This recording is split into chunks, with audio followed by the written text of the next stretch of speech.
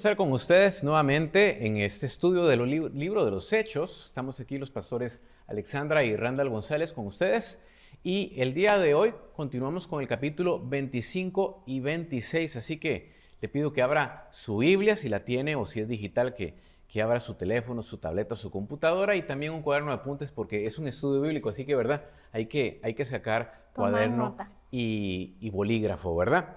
Pero como les mencionaba, entramos al capítulo 25-26. El capítulo 25 vamos a hacer un vistazo rápido porque vamos a entrar realmente más en materia en el capítulo 26. Pero para iniciar quisiera leerles el último verso del capítulo 24, es el verso 27. Permítanme, se lo leo. Dice, pasaron 2 años así y Félix fue sucedido por Porcio Festo. Y como Félix quería ganarse la aceptación del pueblo judío, dejó a Pablo en prisión. Pablo llevaba 2 años ya en prisión, había una sucesión de gobernadores. Félix, que era el antiguo gobernador, le entrega el poder a Porcio Festo. Y no solamente le entrega la responsabilidad, sino que le entrega, decimos por ahí, un gran paquetito, una papa caliente, ¿verdad, Alexandra? Y la papa caliente es que le deja a un prisionero sin ninguna acusación formal. Le deja a un judío que sus mismos compatriotas querían matar. Y por otro lado, a un ciudadano romano cuyo gobierno no sabía qué hacer con él. O sea, que había un gran dilema. Quedó en la nada. Quedó en la nada. ¿Por qué razón? Porque, por un lado, si él dejaba libre a Pablo, se metía en un gran problema con los judíos. Le iban a armar un alboroto. Pero por otro lado, si él dejaba en la prisión a Pablo sin ninguna acusación formal, también iba a estar con un gran problema. Entonces, ¿qué iba a hacer? Pues bueno, no sabía. Y si quedaba dilatando la situación, pues el problema se iba a acrecentar. Entonces, el capítulo 25 nos dice que justo en medio de todo ese dilema, recibe la visita del rey Agripa y de su hermana Berenice. Tenía un problema y le llegó la solución.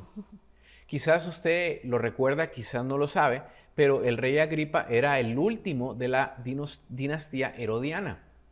Tenía un pedigrí, pues no muy bueno por ahí que digamos, ¿verdad, Alexandra? Su bisabuelo, si usted recuerda, fue el que mandó a matar a los niños y trató de matar a Jesús. Y luego, su abuelo, oiga, fue el que mandó a matar a Juan el Bautista. O sea que por ahí había un linaje de sanguinarios, ¿verdad? De gente que le gustaba matar. Y luego su papá continúa la generación. Mire lo que hizo, mandó a matar a Jacobo e intentó matar a Pedro. Y entonces el rey Agripa, pues cuando uno dice, bueno, llegó el rey Agripa, pobrecito de Pablo, ¿no? Que le iba a tocar, ¿no? Sin embargo, es interesante cuando estudiamos la vida del rey Agripa porque él era judío de nacimiento y era un experto en cuestiones religiosas judías. Era judío de nacimiento, pero por educación era romano y además por simpatía, porque él era leal a los romanos. Y entonces, aquí nos damos cuenta en el capítulo 25 que Festo realmente se encuentra en una situación en la cual él sabe que él no es la persona para poder solucionar esto, porque él no conoce las cuestiones religiosas de los judíos, pero el rey Agripa sí. Entonces ahí llegamos justo al capítulo 26, porque en el capítulo 26 el rey Agripa le concede una audiencia al apóstol Pablo y esa es la oportunidad que él tiene para presentar su caso, porque él sabía que con los judíos, perdón la expresión, ya no había ni caso, ¿verdad? Ya no, él no podía hacerlo, pero esa era la oportunidad para poder él expresarse y decir por qué razón a él lo estaban acusando. Entonces en el capítulo 26 justo entramos en esta materia y el apóstol Pablo nos presenta 5 afirmaciones de su defensa, que es de la que nos vamos a enfocar el día de hoy. Y yo creo que, Alexandra, entramos entonces en la primera afirmación de su defensa. ¿Cuál es esta? La primera parte de la defensa de Pablo la encontramos en el versículo 4 hasta el versículo 11, en el capítulo 26. Dice así: como bien saben los líderes judíos, desde mi temprana infancia recibí una completa capacitación judía entre mi propia gente y también en Jerusalén. Ellos saben, si quieren admitirlo, que he sido miembro de los fariseos, la secta más estricta de nuestra religión. Ahora se me juzga por la esperanza en el cumplimiento de la promesa que Dios les hizo a nuestros antepasados. De hecho, Esta es la razón por la cual las 12 tribus de Israel adoran a Dios con celo día y noche y participan de la misma esperanza que yo tengo. Aún así, Su Majestad, ellos me acusan por tener esta esperanza. ¿Por qué les parece increíble a todos ustedes que Dios pueda resucitar a los muertos? Yo solía creer que mi obligación era hacer todo lo posible para oponerme al nombre de Jesús de Nazaret. Por cierto, eso fue justo lo que hice en Jerusalén. Con la autorización de los sacerdotes principales, hice muchos creyentes que muchos creyentes de ahí fueran enviados a la cárcel. Di mi voto en contra de ellos cuando los condenaban a muerte. Muchas veces hice que los castigaran en las sinagogas para que maldijeran a Jesús. Estaba tan violentamente en contra de ellos que los perseguí hasta las ciudades extranjeras. Entonces, en esta primera parte de donde Pablo empieza su defensa o su caso, él habla de que él vivió como fariseo. Y lo que podemos ver aquí es, recordándonos un poquito, Randall, de que hemos hablado ya de los fariseos, pero recordando un poquito, los fariseos eran una secta de los judíos que eran sumamente estrictos y ellos eran súper conocedores de la ley de Moisés. Para adelante y para atrás se la sabían. No había nadie más conocedor de la ley que un fariseo en aquellos tiempos. Lo que pasa es que ellos imponían muchas cargas y había mucha religiosidad entre ellos. Pero ellos creían en la resurrección de los muertos. Los romanos y los griegos, por su parte, como eran el rey Agripa y Festo, ellos no creían en la resurrección de los muertos. Pero aquí Pablo le está diciendo a Agripa, yo era fariseo y los judíos me están culpando. Entonces, me están culpando porque yo creo en la esperanza que ellos creen también. ¿Y cuál era la esperanza que ellos creían? Era la venida del Mesías. Entonces Pablo está diciendo, yo creo en el Mesías, yo creo en esa esperanza de Israel, creo en la resurrección de los muertos, y por eso es que ellos me están persiguiendo ahora, que ellos me están calumniando y me están queriendo tener aquí en la cárcel. Y el rey Agripa, como dijiste, él sabía lo que creían los judíos, él sabía. Entonces, por ahí fue un punto muy importante de la defensa de Pablo. Ahora, Pablo también dice, yo soy un conocedor de la ley de Moisés. Yo no soy un ignorante cualquiera. Pero también yo fui un celoso perseguidor de Jesucristo y de la iglesia de Jesucristo. Dice que fue como un salvaje, como una fiera salvaje que se iba en contra de la iglesia. Qué tremendo. La Reina Valera 1960 dice que él respiraba amenazas y muerte. Sí, respirando amenazas y muerte, porque él estaba encarnizado en contra de esto. ¿Y cómo puede ser que alguien que estaba tan encarnizado, tan violentamente en contra de la iglesia, de repente da un giro totalmente y se convierte? ¿Cómo es posible algo así? Claro. Entonces, eso es parte también de la defensa. Pero yo creo que podemos aplicarlo a nuestras vidas hoy, de que nosotros tenemos que testificar de cuando alguien nos viene a preguntar ¿por qué estás siendo cristiano? ¿Por qué ya no vives de esta manera? ¿O por qué ahora vives de esta otra? Nosotros necesitamos tener conocimiento en primer lugar, porque muchas veces se nos ha tildado de ignorancia, se nos ha tildado de que no sabemos ni qué es lo que estamos creyendo, qué es lo que estamos hablando. Entonces nosotros tenemos que como cristianos fundamentar bien nuestra fe. Así es. ¿Por qué yo creo en Jesucristo? ¿Qué dice la Biblia? Tenemos que tener un conocimiento de la palabra, porque la palabra nos da la luz. Así es. Y entonces, además de eso, nosotros tenemos que exponer lo que nosotros somos, en realidad, lo que nosotros sabemos, lo que nosotros conocemos. Pablo lo hizo y no lo hizo por alardear, sí, el gran conocedor, ¿verdad? O el gran hombre. No, él lo hizo porque él tenía un punto que él quería defender. Y ahora nosotros también necesitamos saber de la importancia de la resurrección de Jesucristo. Así es. Porque la Biblia dice que si Jesús no hubiera resucitado, vana sería nuestra fe. Así que Pablo estaba defendiendo aquí que Jesús realmente sí resucitó y que ese realmente fue el punto de cambio para él, de ser un perseguidor de la iglesia a creer en Jesucristo porque Él está vivo. Entonces, eso es parte de lo que nosotros podemos testificar también a la hora de poner nuestra defensa de nuestra fe. Pero seguimos con el punto número 2, que Sí. Pablo también empieza a defender que él vio una luz, dice. Así es, esa es la segunda afirmación que nos da aquí el apóstol Pablo. Es en los versos 12 y 13, permítame, se los leo. Y el apóstol Pablo le está hablando al rey Agripa y le sigue diciendo, cierto día yo me dirigí a Damasco para cumplir esa misión respaldada por la autoridad y el encargo de los sacerdotes principales. Cerca del mediodía, su majestad, mientras iba de camino, una luz del cielo, más intensa que el sol, brilló sobre mí y mis compañeros. El apóstol Pablo iba rumbo a Damasco. Interesante rumbo a Damasco porque él inició esa persecución de los cristianos en Jerusalén. Pero él mismo está explicándole aquí al rey Agripa que él recibió carta de autorización de parte de los sacerdotes principales, de las autoridades de él, para seguir persiguiendo a los cristianos. ¿Por qué razón? Porque en medio de la persecución muchos judíos se dispersaron a diferentes ciudades. Eso fue algo espectacular porque hasta fue plan de Dios.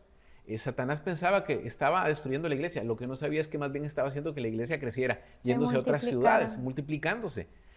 Y Pablo lo sabía. Entonces pidió carta de autorización, iba rumbo a Damasco porque se iba a meter en las sinagogas y a sacarlos también, a encarcelarlos. Esa era la misión que tenía en ese momento el apóstol Pablo. Ahora, si, como mencionaste hace un momentito, Alexandra, Pablo no era un neófito, era un entendido de la palabra. Él era un hombre fariseo, un hombre estudiado. Él conocía la ley, pero no conocía cuál era el propósito de la ley. El propósito de la ley es llevarnos a conocer a Cristo. Y él no conocía a Cristo. Por eso es que se da ese encuentro divino, un encuentro de Dios para con él. Y entonces aquí el apóstol Pablo le cuenta al rey Agripa su experiencia.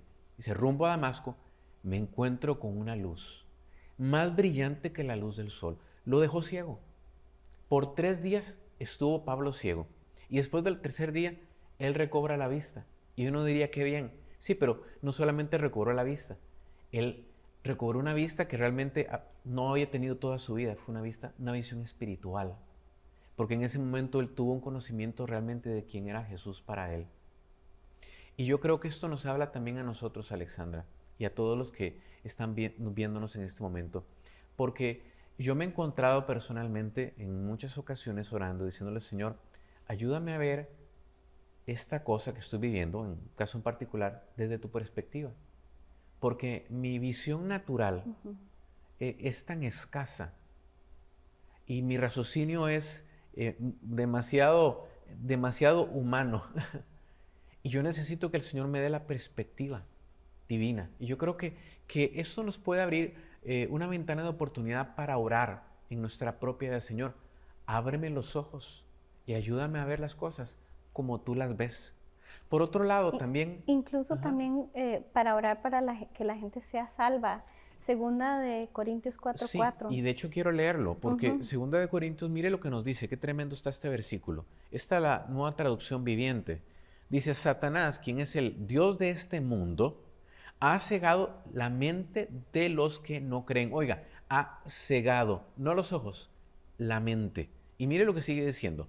Son incapaces de ver la gloriosa luz, vea qué interesante, la gloriosa luz de la buena noticia.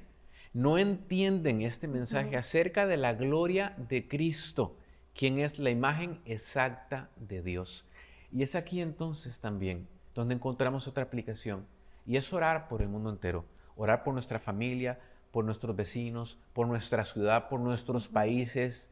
¿Para qué? Para que el Señor quite la venda del entendimiento de las personas que escuchen el mensaje y no lo pueden entender. ¿Por qué? Porque Satanás lo quiere impedir. Pero si nosotros como iglesia nos levantamos orando, el Señor va a comenzar a quitar velos, va a quitar escamas de los ojos para que la gente pueda realmente ver la gloria del Señor, que es la que cambia la vida de las personas. Amén. Ahora, no nos quedamos aquí porque Pablo vio la luz, pero ver la luz no fue suficiente. Después de que él vio la luz, él escuchó algo. Él escuchó la voz. Y él, por eso es que luego él dice en el verso 14 al 18, y él dice, oí una voz. Precioso. Y mire lo que nos dice. Si Alexandra nos ayudas a leer esos versos, del verso 14 al 18. Todos caímos al suelo y escuché una voz que me decía en arameo, Saulo, Saulo, ¿por qué me persigues? Es inútil que luches contra mi voluntad. ¿Quién eres, Señor?, pregunté, y el Señor contestó, yo soy Jesús, a quien tú persigues. Ahora levántate, pues me aparecí ante ti para designarte como mi siervo y testigo.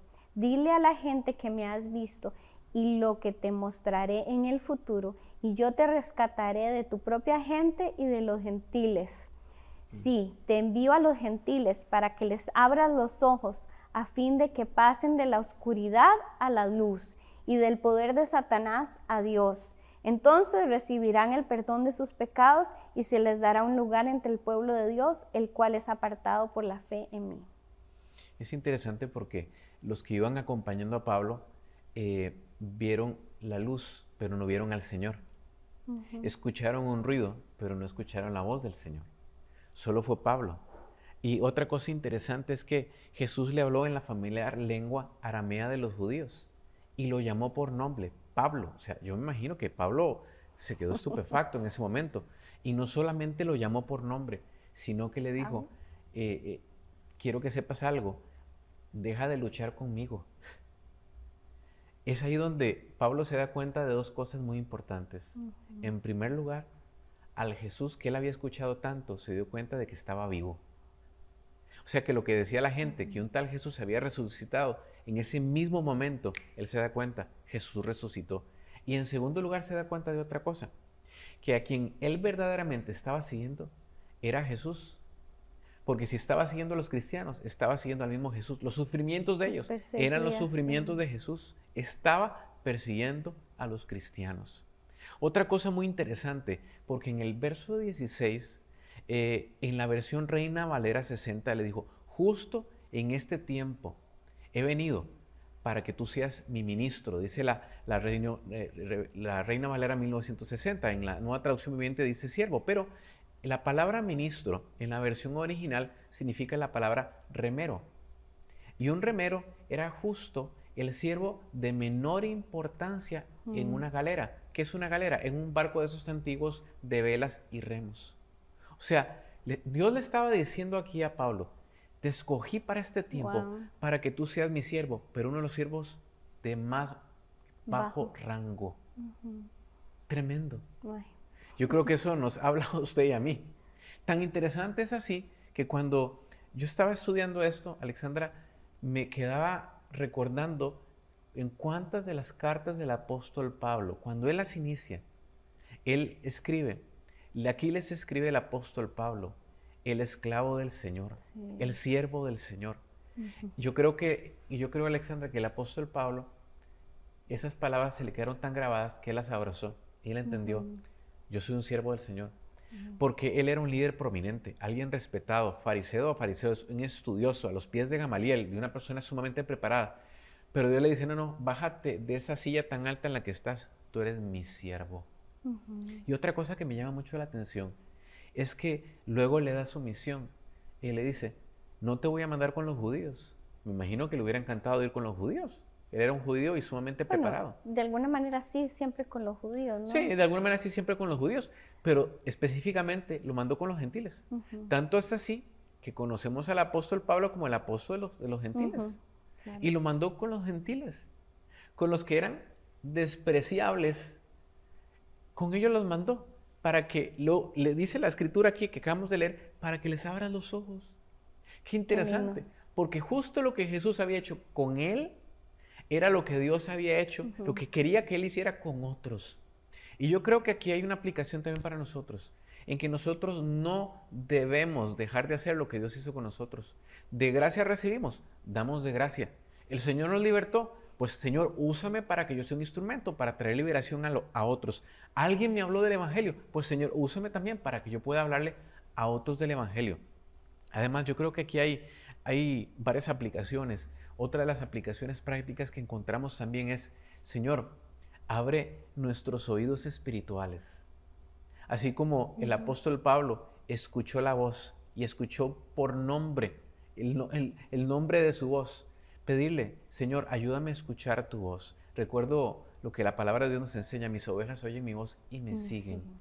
Y hay tantas cosas en el mundo en el que vivimos, tantas voces, distracciones, que nos quieren distraer para no escuchar la voz del Señor. Y yo creo que una de nuestras oraciones, Alexandra, debería ser constantemente: Señor, afina mi oído espiritual para poderte escuchar. Otra de las aplicaciones que yo encuentro aquí también es decirle: Señor, ayúdame a entender que yo soy tu siervo, que yo soy tu siervo y que estoy para servirte. Señor, que no tengo que andar buscando posición aquí en la iglesia o donde quiera que me encuentre, que al fin de cuentas todos somos siervos. Sí.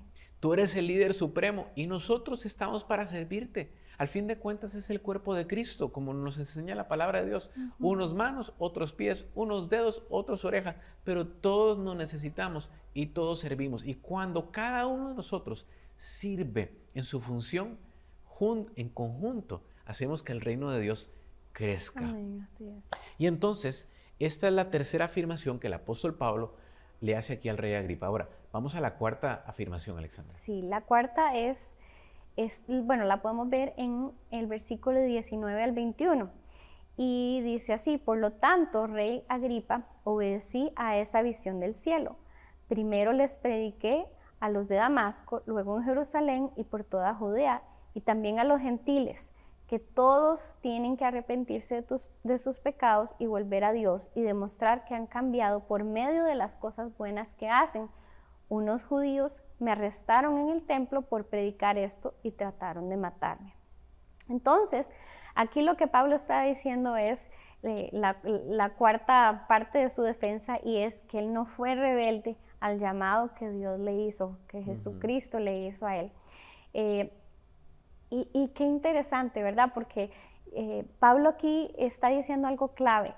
Dios lo llamó, Dios le mostró y Dios lo llamó con voz y visión, pero él pudo haberse revelado a ese llamado y él pudo haber dicho como Jonás: no, yo no quiero ir. Exactamente. ¿Verdad? Y eso nos recuerda que tenemos un libre albedrío, una voluntad que nosotros tenemos que someter a la voluntad de Dios cada día de nuestras vidas.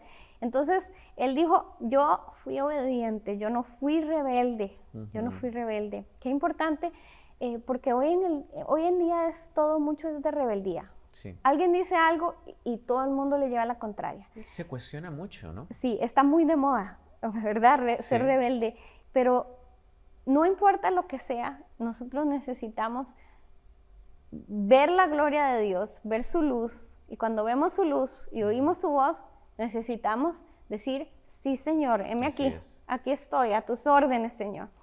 Yo quiero servirte y hacerlo. Y luego dice aquí él que fue a Damasco. En Damasco casi lo matan. Luego fue a Jerusalén a testificar a los judíos de Jerusalén y casi lo vuelven a matar. Así es. Y luego, donde quiera que él iba, ¿verdad? Lo apedreaban, naufragaba, de todo le pasaba. De todo le pasaba al pobre, ¿verdad? Pero él decía: a pesar de todos esos retos, a pesar de los pesares, yo me mantuve obediente al llamado y a la visión que Jesucristo me dio. Yo lo hice. Mucha gente, muchos de nosotros, a veces nos cuestionamos, cuando no nos va muy bien, nos cuestionamos y decimos: bueno, ¿será que es que realmente fue Dios o yo me lo inventé? ¿O será que esto de ser cristiano vale la pena porque yo estoy pasando tantas cosas? Pero realmente sí vale la pena. Vale la pena obedecer al Señor, vale la pena no ser rebelde. Y nosotros tenemos que permitirle al Espíritu Santo que nos examine. Decirle: Señor, examíname, conóceme si hay en mí rebelión a lo que tú quieres, a lo que tú pides. ¿Y qué es lo que Dios te pide? Está en su palabra. Si no sabes qué es lo que Dios te pide, lee la palabra, ahí está lo que Dios te pide y obedécele. Y dile: Señor, si en mí hay rebeldía, quítala. Yo renuncio a la rebeldía en el nombre de Jesús y yo decido someterme a ti y a tu palabra. ¿Por qué? Porque en el obedecer hay bendición. Así es. Si Pablo no hubiera obedecido, Randall, ¿qué hubiera pasado con nosotros? Pues más de la mitad del Nuevo Testamento no estaría escrita. Exactamente, exactamente. Entonces fue una gran bendición que Pablo obedeciera, porque ese hombre tenía las agallas para llevar el evangelio hasta donde llegó el evangelio en ese tiempo, y que eso continuó hasta la fecha de hoy. Entonces, el día de hoy también Dios nos va a pedir cosas. Las pide en su palabra, pero a veces nos va a pedir: deja aquella amistad, deja aquella costumbre, no veas esto, haz esto, dile esto a aquella persona. ¿Y qué tan dispuestos estamos nosotros realmente a obedecer y a no ser rebeldes? Y creo que eso es algo que todos tenemos que preguntarnos, pero hoy tenemos que tomar la decisión de decirle, Señor, me someto a ti y no voy a ser rebelde y te obedezco al llamado que tú me haces. Y el punto número 5, Randall, dice que él perseveró. Pablo perseveró. La perseverancia se necesita cuando hay oposición, no cuando todo es color de rosa. Así es. Se necesita cuando hay oposición. Vamos a ver el versículo 22 al 32. ¿Lo puedes leer, por favor? Claro que sí. Dice así: pero Dios me ha protegido hasta este mismo momento para que yo pueda dar testimonio a todos, desde el menos importante hasta el más importante. Yo no enseño nada fuera de lo que los profetas y Moisés dijeron que sucedería, que el Mesías sufriría y que sería el primero en resucitar de los muertos, y de esta forma anunciaría la luz de Dios tanto a judíos como a gentiles por igual. De repente Festo gritó: Pablo, estás loco, tanto estudio te ha llevado a la locura. Pero Pablo respondió: no estoy loco, excelentísimo Festo, lo que digo es la pura verdad, y el rey Agripa sabe de estas cosas. Yo hablo con atrevimiento porque estoy seguro de que todos estos acontecimientos les son familiares, pues no se hicieron en un rincón. Rey Agripa, ¿usted les cree a los profetas? Yo sé que sí. Y Agripa lo interrumpió: ¿acaso piensas que puedes persuadirme para que me convierta en cristiano en tan poco tiempo? Y Pablo le contestó: sea en poco tiempo o en mucho, le pido a Dios en oración que tanto usted como todos los que están presentes en este lugar lleguen a ser como yo, excepto por estas cadenas. Entonces el rey, el gobernador, Berenice y todos los demás se pusieron de pie y se retiraron. Mientras salían, hablaron del tema y acordaron: este hombre no ha hecho nada que merezca la muerte o la cárcel. Y Agripa le dijo a Festo: podría ser puesto en libertad si no hubiera apelado al César. Bueno, bien tremendo como va terminando la defensa de Pablo. Sí, tremendo. Una cosa es, Randall, perseverar cuando él ve las visiones y la voz de Dios, y Dios milagrosamente le recupera la vista y manda a Ananías, y cuando de los milagros, pero cuando está la oposición, ahí sí que perseverar. Es otra cosa, y ahorita que estaba leyendo lo estaba recordando que a Pablo le habían dado una palabra de parte de Dios y le había dicho: vas a hablar delante de reyes y de personas muy importantes. Lo que no le dijeron era que él iba a estar en cadenas y delante de ellos para presentar una defensa para ver si salía de la cárcel, ¿no? Exactamente. Pero realmente esa perseverancia de Pablo era muestra de su conversión real, y de la fidelidad de Dios y de la convicción tan grande que él tenía de lo que Dios le había entregado a él, de ese llamado tan grande. Y es lo mismo que nosotros tenemos que hacer. O sea, cuando ha habido una conversión en nosotros real, nosotros vamos a permanecer, y nada ni nadie nos va a separar del amor de Dios, como Pablo lo dice. También nada, ¿quién me separará del amor de Dios? Ni lo alto, ni lo profundo, ni ángeles, ni principados, nadie me va a poder separar del amor de Dios, ni la persecución, ni la cárcel, como estaba en ese momento, ni las acusaciones. Porque Pablo era un testigo. Si algo podemos saber de Pablo, él era un testigo, y un testigo fiel que seguía perseverando en el Señor.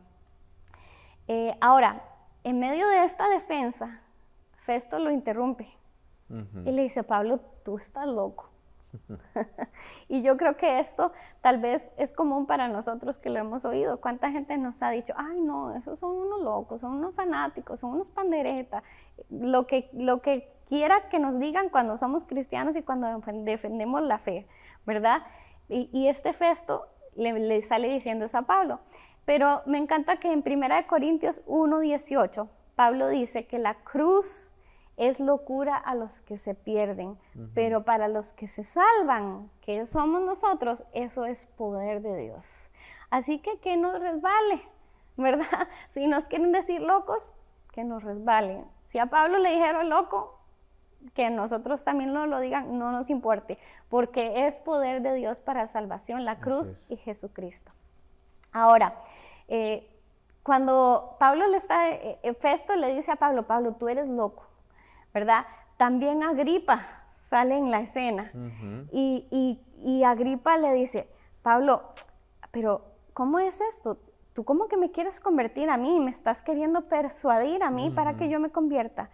Por un lado, Festo lo ataca y le dice que está loco, y por otro lado Agripa lo desafía como diciendo, yo aquí soy el rey y tú me quieres convencer para que yo me haga cristiano también. ¿Qué te pasa, Pablo? Y hay personas que van a reaccionar así con nosotros también. Unos nos van a decir locos, otros nos van a decir, ay, sí, tú crees, yo soy aquí muy, muy importante, o yo soy tal personaje y tú quieres que yo me convierta a ti, me estás persuadiendo para esto. Pero realmente, si lo vemos ahí, Pablo no desaprovechaba la oportunidad. No. Se estaba defendiendo, pero él estaba a la vez presentando el mensaje de salvación. Y los dos en realidad se quedaron, tal vez no nos dice la escritura que Agripa se haya convertido al cristianismo o Festo, pero los dos tuvieron que decir, este hombre no es culpable. Así es. Este hombre sabe lo que está hablando. Este hombre testifica con su vida, con su pasión. Y realmente ellos dijeron, realmente no hay aquí en qué culparlo a Pablo. Pero como él apeló al César, no lo podemos soltar. Ese es el único mal. Pero sigamos perseverando en el Señor y sigamos presentando el Evangelio cuando tengamos la oportunidad. Y recapitulando un poquito, entonces Pablo vivió como fariseo, vio la luz del Señor, Pablo oyó la voz del Señor, Pablo no fue rebelde al Señor, y quinto, él permaneció en ese llamado del Señor. Y yo creo que tenemos que terminar orando, Randall, por todo esto, para que nosotros tengamos esa misma visión, ese mismo oído, esa misma obediencia. Pues oramos, ahí donde usted se encuentra en este momento, únase con nosotros en oración. Oramos hoy en este momento, Padre, en el nombre de Jesús, y pedimos que así como Pablo, Señor, tuvo un encuentro, Señor, y pudo verte, Señor. De la misma manera nosotros, Señor, hoy nuestros ojos espirituales sean abiertos, que podamos ver, Señor, no desde nuestra perspectiva que es tan escasa, Señor, pero que podamos ver, Señor, como tú ves las cosas. Ayúdanos, Señor, también a abrir nuestros oídos espirituales para poder escuchar tu voz, Señor, y no solamente escucharla, Señor, sino a la misma vez obedecer tu palabra. No solamente ser oidores olvidadizos, sino ser hacedores de tu palabra. Sí. Y pedimos, Señor, inclusive por el mundo entero, Señor. Señor, dice tu palabra que el Dios de este mundo ha enceguecido el entendimiento para que no puedan conocerte, Señor. Y yo quiero pedirte que tú quites, Señor, toda venda del entendimiento, Señor. Oramos por el mundo entero para que pueda conocerte, Señor. Para que nos podamos levantar como iglesia y predicar tu mensaje, Señor. Y ser efectivos a la hora de predicar tu palabra. Pedimos también, Señor, y oramos hoy en este momento, para que, Señor, si hay alguna rebeldía en nuestro corazón, cuestionamiento, argumentos, dice tu palabra, que dentro de nosotros se levantan en contra del conocimiento de Cristo, caigan por completo, Señor. Que podamos ser obedientes a la voz de tu llamado. Señor, que podamos obedecer todo lo que tu palabra nos enseña y no la cuestionemos en ningún momento, Señor. Y por último, yo te quiero pedir que podamos permanecer fieles al llamado que tú nos has hecho, Señor. Que podamos permanecer fieles, Señor, a tu palabra. Y que podamos, Señor, como el apóstol Pablo, terminar la carrera, Señor. Porque algún día la terminaremos, pero queremos terminarla bien. Queremos llegar a esa meta, Señor, y poder escuchar de tu misma boca, Señor, que fuimos fieles en lo poco y que tú nos pondrás en lo mucho, Señor. Y hoy yo bendigo a cada persona que nos ha visto, Señor. Yo los bendigo y te pido que sean fortalecidos en sus seres interiores por tu Espíritu Santo. Que cada día puedan crecer más en un conocimiento de quién eres tú, Señor. Que cada día sus almas estén más apegadas a ti, Señor. Y que tu Espíritu Santo siempre los dirija. Y hoy los bendecimos en el nombre del Padre, en el nombre del Hijo y del precioso Espíritu Santo de Dios. Amén y amén. Pues Dios me los bendiga, un gusto estar con ustedes nuevamente y nos vemos dentro de unas semanas más y estamos justo a punto de terminar en unas semanas el estudio del libro de los Hechos. Yo lo quiero animar para que si usted se ha perdido alguna de las enseñanzas, pues bueno, vaya, visítelas en el canal de YouTube de la Iglesia Lakewood y siga creciendo en los caminos del Señor. Dios me los bendiga.